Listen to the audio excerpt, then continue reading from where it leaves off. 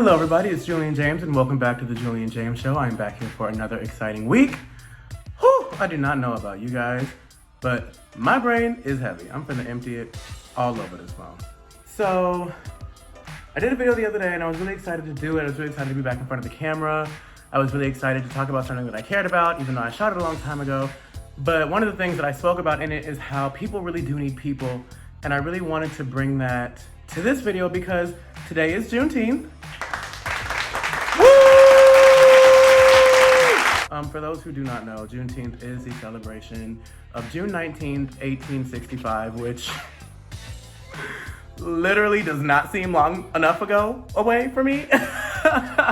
June 19th, 1865 in Galveston, Texas, where the Union General came down to let the slaves down there know that slavery had been over for 2 years and that they had in fact been free. And allegedly, the rumor behind that is that it took 2 years for the war to end. I don't buy that with a penny, but that is what the streets say. So, I mean, white people be lying about history all the time, so who knows?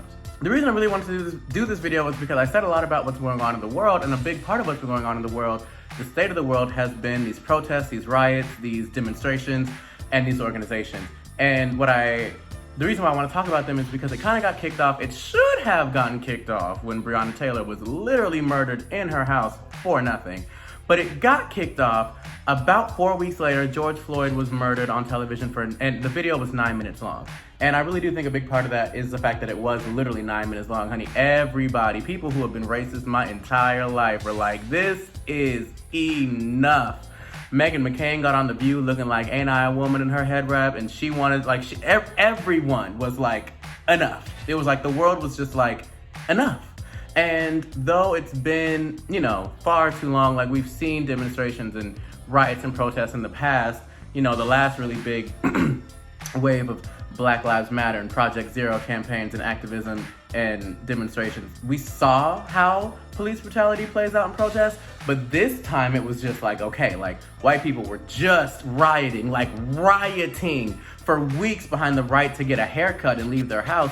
And here we are just saying, hey, can you stop killing us? And we are being tear gassed and arrested. There have been over 1,200 arrests in correlation to the protests. And Breonna Taylor's killers are still not in jail. George Floyd's murderer is out on bail right now. And that's the type of thing that when we speak about dismantling the system, that is what we're talking about. It's been a very rough 3 months. There have been women that have been murdered on camera, thrown into dumpsters at the hands of our own black men. There have been black trans women killed so closely together that the life expectancy rate is expected to go down, and it was already 35. Like, there has been so much that has transpired in the last 4 months, and what I said and the sentiment that I share the most from my last video is that people need people. We need each other, and we are literally killing one another. And right now it is a race war. It definitely looks like a race war. It strings the ear like a race war. And it is honestly supposed to look like a race war. But what it is going to end up turning into is a class war. What's really going to happen here is that the rich are the 1% and it's the 99%. The rich are going to eventually, they're going to be like, well, honey, raise the gates, let the brokies out because they're going crazy. And we are. But your whiteness will not save you. Your perception of your privilege will not save you. The only thing that's going to save you is going to be the dollar. And a lot of y'all may have money, but you don't have the money you think you have. Like, y'all may think you're rich, but you're not. It's the 1%. It's not the 2%. It's not the 10%. It's not the 12%. It's the 1%. Honey, it's called the 99%. You are a 99%er. It ain't 98, okay? It's not 73, it's not 22. It's 99. We are all poor, okay, in the grand scheme of things. And it's just about recognizing the fact that we are in a time where it's never been more clear. The line in the sand has been drawn. We have to stick up for each other. And that's why it's been so, I don't know what it is about times like this, but it seems like times like this bring out the ugly in so many people. It just brings out the mess. And it just takes the class away from people that are otherwise completely, normal people. It's like you have B. Simone, who's been cussing everyone out on Twitter for 3 weeks now, then she got exposed. Now, mind you, I've never made no $1 million. I don't know nothing about making no $1 million. But it's like none of you guys, and it's kind of like this new wave of rich. I feel like the old wave of rich at least had the reverence of, we may have begged, borrowed, stole our way here, but at least we here. These people don't even realize that what they're doing is beg, borrow, steal. You have people like B. Simone, these young entrepreneurs. Yeah, you absolutely can plagiarize a book, and you absolutely can have someone else do your work and pass it off as your own. But you need to pay them and get permission. But y'all don't know that because you think this is just something that happens. And even that, the expectation of how being rich is supposed to be is also one of the many effects of systemic racism in this country. Believe it or not. You have to realize, you have to think about, I guess what I'm trying to say is the concept of celebrity in this time. You have to realize who you are going up for. Think about who the celebrity you're talking about is. Since none of these people got here ethically, none of them, like literally none of them, or stayed, I should say, none of them got there and stayed there ethically. So you really have to understand who you're going up for. Who do you stand? What are their ideals? What are their beliefs? And a step past that, in addition to abolishing the beliefs, let's just abolish the idea of celebrity because it's not serving us right now. If anything, it's causing division. And what we need the most is unity, okay?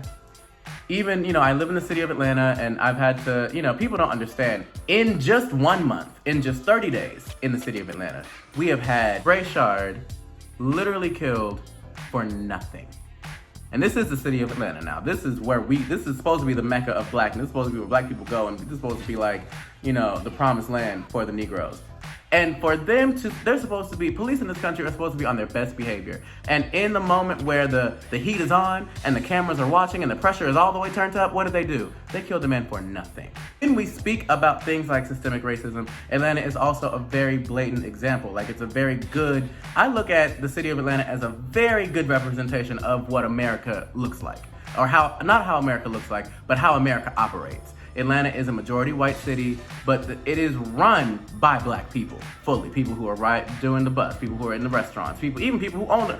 It's run by black people, but it is still in population a majority white city. It will always, vote red, but it is truly run by its black citizens. And including down to the mayor, down to the government, you know what I'm saying? And even in the city of Atlanta, you have, education, parks and rec. The parks and recreational budget is $20 million. Educational is still not $20 million. Things like urban development is $300,000, but the police force is $217 million. $217 million. It is a city that praises black excellence, yet spends more money policing its black people than educating them. And that is exactly the picture that you need to have in your mind about how America is designed to facilitate. And even in that time, that same week, we experienced riots, we experienced looting, we have experienced classic, literal, case-perfect voter suppression in real time. All of that, and we are still in the middle of a global pandemic. The Atlanta rates are rising every day, but not even just Atlanta. The coronavirus rates are rising across the nation every day. So you have to understand, it's kind of like, it's sad that Juneteenth fell on this time, but it's kind of amazing that Juneteenth fell on this time because one thing black people have always been able to do is turn the sorrow into the celebration.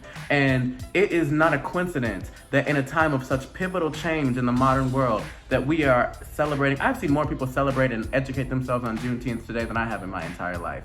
And again, it's not ideal, but I am choosing to enjoy the positive aspect of it in this moment.